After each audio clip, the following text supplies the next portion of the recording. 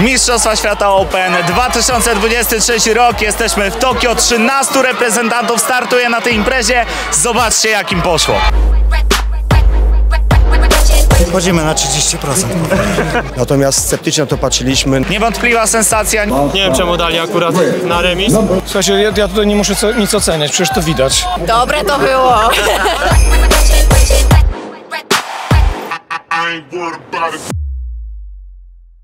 Jesteśmy na Mistrzostwach Świata Open organizacji WKO, ale zanim to odbędą się pierwsze Mistrzostwa Świata w kategorii kata w organizacji WKO. Pierwsze dwie rundy eliminacyjne będą wyglądały w taki sposób, że zawodnicy będą wykonywać kata w tym samym czasie. Będzie to tylko przez dwie rundy, a później w eliminacjach już będą wykonywać pojedynczo. Więc zobaczmy, jak to wszystko wypadnie. Sam jestem ciekaw, ponieważ europejskie turnieje zdecydowanie się różnią.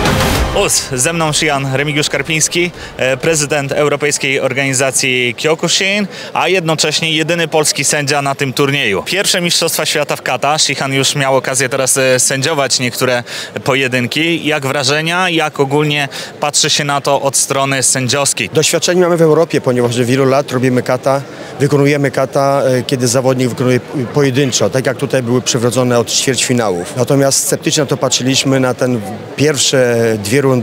Miałem przyjemność sędziować akurat te dwie pierwsze rundy i szczerze powiem, że nie mam złych wspomnień. Ma się pod okiem od razu dwóch zawodników, na bieżąco można ich porównać. W związku z tym uważam, że ten system nie jest taki zły. Czy kata Europejczyków różni się od kata Japończyków?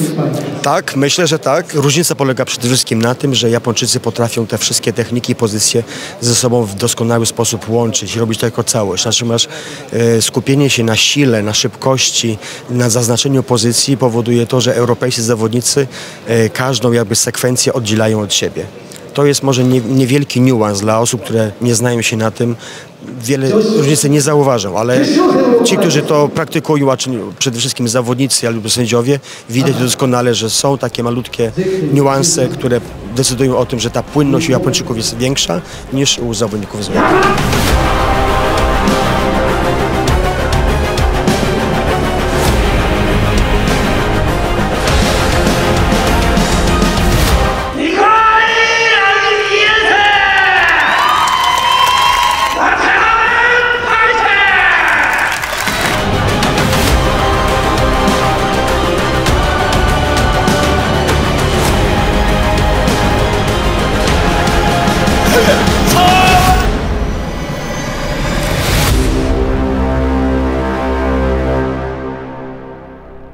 Konkurencja kata dobiegła końca. Różnice między europejskim kata a japońskim naprawdę były bardzo widoczne. Co najważniejsze to to, że mamy jednego Europejczyka w stawce medalowej, jest nim Nikolaj Lund Jensen z Danii, więc jest to na pewno duży sukces. Drugie miejsce na pierwszych Mistrzostwach Świata. Myślę, że to bardzo dobry znak. Też wielu zawodników pewnie będzie mogło się wzorować na tym, jak wykonywał kata Nikolaj. Zarówno reprezentanci Litwy, jak i oczywiście reprezentant Ukrainy Jarosław Kowalczuk zrobili kata naprawdę na bardzo wysokim poziomie. Niestety tym razem zabrakło troszeczkę szczęścia. Za chwileczkę rozpocznie się crème de la crème dzisiejszej imprezy, czyli kumite, a pierwsze kumite na tatami numer 1 stoczy Kamil Wróblewski i otworzy on tym samym rywalizację w kategorii mężczyzn.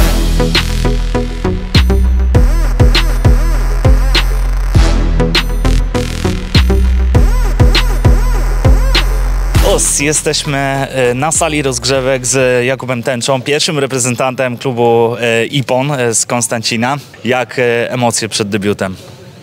Dobrze, czuję się dobrze ogólnie. Czuję już moc zawodów, już mam chęć taką do walki. No i zobaczymy, no. Czekam już na pierwszą walkę. Jaką technikę sobie przygotowałeś, którą chciałbyś skończyć teraz jakiegoś zawodnika na Mistrzostwach Świata? Nie wiem, sam nie wiem. Co się nawinie, to wleci, tak? No tak, trzeba czuć ciało po prostu. Kamil Wróblewski, Bielański Klub Karate Kyokushin. Przed debiutem, najmłodszy uczestnik na pewno naszej kadry, ale prawdopodobnie i Mistrzostw Świata Open. Kamil, jak się czujesz przed debiutem? Dobrze, mam walkę otwarcia. Jest taki stresik, no bo to walka otwarcie, wiadomo. Jeszcze mój debiut, ale jestem przygotowany, no. Będzie dobrze. Jakie emocje ci towarzyszyły w trakcie wejścia na tą salę, którą można było podziwiać z kilku różnych materiałów legendarnych? No na pewno były to moje pierwsze zawody seniorskie. Pierwszy raz jestem z tymi zawodnikami na jednych zawodach. Nie stresowałem się, spokojny jestem w sumie, ale no na pewno fajnie to zobaczyć wszystko. Jaki plan na ten turniej? No, zdecydowanie chcę wygrać tą pierwszą walkę, bo ona mi otworzy tak jakby tą drogę. Druga walka będzie trudna, jak zdołam, z Guzauskas-em, według drabinek. No co, no jak najdalej zejść. Mimo tego, że jestem młody, no to mam taki cel jak wszyscy inni, czyli wygrać wszystkie możliwe walki.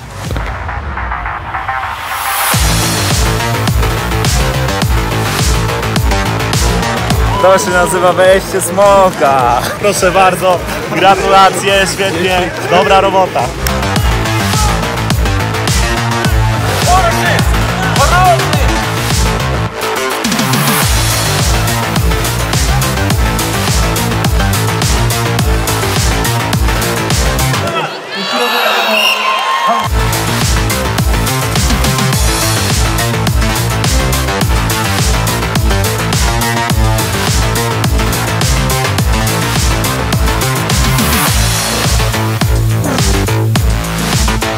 Oliwia Kurzątkowska po pierwszej walce. Ciężko było, widziałem. Było ciężko, dziewczyna ma niesamowicie silne ręce. Dostałam kilka razy takie ciosy na brzuch, że po prostu się nie spodziewałam tego, bo ona wygląda tak dość szczupło. Nie poszło tak do końca, tak jak chciałam. Jaki następny start? Jeszcze nie wiem. Na razie zasłużony odpoczynek, tak? Tak. Bardzo dobrze, ciężka praca była wykonana przed Mistrzostwami Świata. Ja tylko dodam, że Oliwia mierzyła się z Miriam Björklund, która jest turbomedalistką ostatnich Mistrzostw Europy. Ma bardzo dużo medali, jest naprawdę top of the top. Ale walczyłaś świetnie. Gratuluję. Os.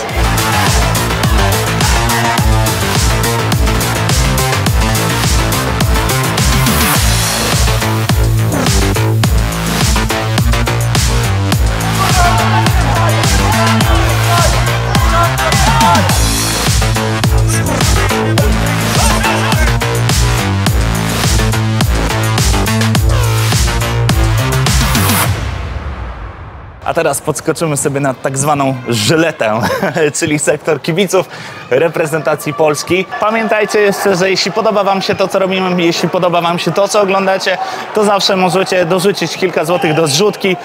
Link oczywiście znajdziecie w opisie tego filmu. Jesteśmy w sektorze kibiców. Jaka atmosfera panuje tutaj wśród kibiców reprezentacji Polski? No to skoro tutaj przyszliście, to wiesz jaka atmosfera. Słychać nas mocno i widać nawet mocno. Mamy tutaj nasze banery, więc cały czas coś się dzieje, nie? Jak ogólnie Sensei oceni teraz poziom zawodów i występ przede wszystkim naszych rodaków? Słuchajcie, ja tutaj nie muszę nic oceniać, przecież to widać. Najwyższa półka Mistrzostwa Świata, no nie ma lepszej imprezy. Zorganizowana, no też jestem w szoku, jak to wszystko wygląda, jak to jest wszystko podopinane, jak to jest zorganizowane, no to jest układanka z miliona części, która się składa w jedną całość. No już początek turnieju, już mi gardło podjeżdża, ale nie będzie źle, już po ciepłą kawę mi poszli, nie? Musi być nas słychać i no co, my czekamy na finał. Wiadomo jaki finał, polski finał. Tak jest, dokładnie. Trzymamy kciuki za polskich reprezentantów. Czy jest jakaś walka, która zapadła w pamięci albo jakaś akcja? Co? Pierwsza walka, Polak jest knockout, kolano wyrwało z tak zwanych butów, których nie było. Po prostu zrobiliśmy początek spektakularny. Tak jest, Kamil Wróblewski, przepiękny knockout w pierwszej walce. Ładnie nam to otworzył, ładnie nam otworzył. Otworzył nam serca. Piękne otwarcie zawodów. No nic, wracamy na tatami, bo za chwilę pewnie Polska i trzymamy kciuki za to, żeby gardło się jak najmocniej Polska!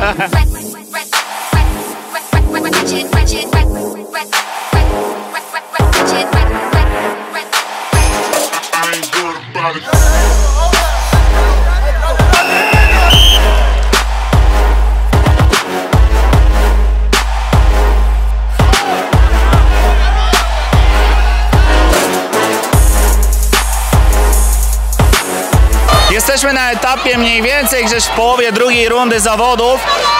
Do tej pory świetne walki, naprawdę świetne zaliczył Kamil Wróblewski. Pierwszą swoją walkę wygrał przez Ippon Jordan. Niestety w drugiej coś nie poszło, ale walczył z Evantasem Gudauskasem, czyli mistrzem świata kategorii wagowej z Kielc, więc tutaj naprawdę trzeba by było się bardzo postarać, żeby go pokonać. Kolejną fajną walką popisał się Jakub Tęcza, który również wygrał swoją walkę przez Ippon techniką na Chudan. Oprócz tego Maciej Mazur w pierwszej rundzie również zwyciężył. Niestety w drugiej rundzie przegrał z Japończykiem.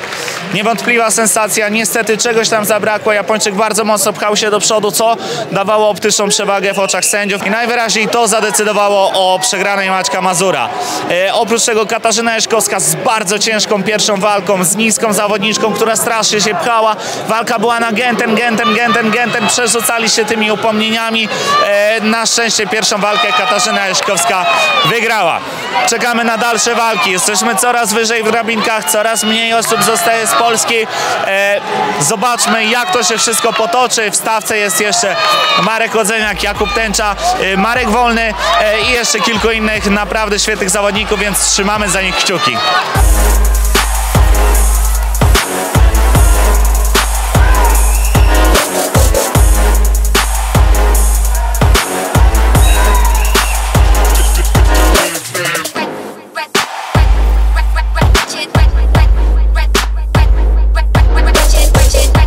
Jak tam? Udało się wygrać jedną walkę, drugą niestety przegrałem. Niedużo, ale przegrałem. Przeciwnik 125-130 kg, także był ciężki. A druga taka bardziej techniczna próba lokasów. Wymienialiśmy się lokas za lokas. Także bardzo mi się podobało i no niestety trochę brakło pod koniec, ale...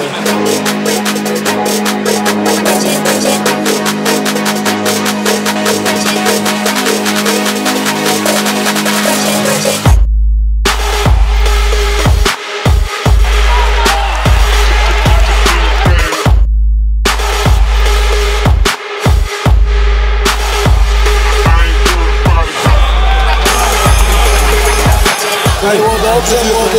Dobra walka. Jak się czujesz? Mało zabrakło, było 3-2 przeciwnika. Szkoda, no. Mi się wydawało, że wygram walkę. Było bardzo blisko. Czułeś przewagę w sile? Czułem. Już pod koniec, już w drugiej, pierwszej rundzie może miał troszkę przewagę, ale drugą trzecią rundę już moim zdaniem byłem lepszy.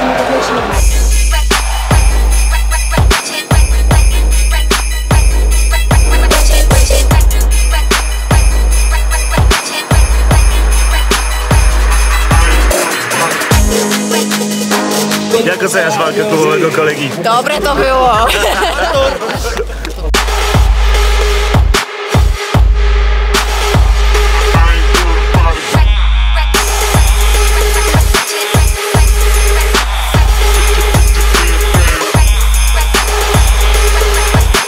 Jak tam Marek? Jak się czujesz po walce? Dobrze.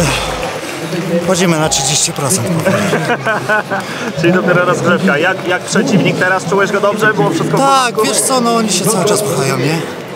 Wiedzą, że jak mam trochę miejsca, to jest bezpiecznie. 2 lata przegrywania przez Genten, przez pchanie. W końcu jakoś dają mi, wiesz, takie jakieś myki, że no w końcu ja wygrywam, nie?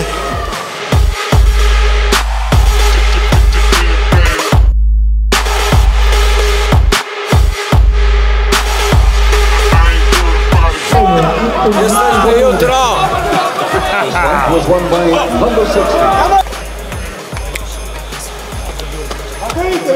Jak Artem się czujesz po walce? Dobrze. Gdzieś tam myślałem, że w pierwszej rundzie gdzieś tam dadzą już na mnie, ale dogryweczka, no to widzieliśmy, tak? Na pierwszym wsiadał. Nie wiem czemu dali akurat na remis, no ale niepotrzebnie, tak? Czyli w drugiej już miał problem, tak? No. Ale jutro 32, będzie dobrze. O, dziękuję. Dzięki. Koniec pierwszego dnia Mistrzostw Świata WKO Shin Kyokushin. Z Polaków do drugiego dnia przechodzą Artem Akimenkow i Marek Wolny. Reszta niestety żegna się z finałem Mistrzostw Świata. No cóż, takie jest życie. Czasami się wygrywa, czasami się przegrywa. Miejmy nadzieję, że każdy z naszych polskich reprezentantów wróci z tych zawodów silniejszy i na pewno pokaże w przyszłości, na co go stać. Start tutaj to wielki zaszczyt dla każdego karateki, więc myślę, że reprezentacją Polski możecie być z siebie dumni, bo zrobiliście naprawdę kawał dobrej roboty i żaden z Was nie odpuścił żadnego pojedynku. Dzięki wielkie za oglądanie. Pamiętajcie, że jeśli podoba Wam się to, co robimy, możecie wesprzeć naszą pracę, dorzucając kilka złotych do zrzutki. Link znajdziecie w opisie tego filmiku. No i co? Widzimy się w następnym odcinku.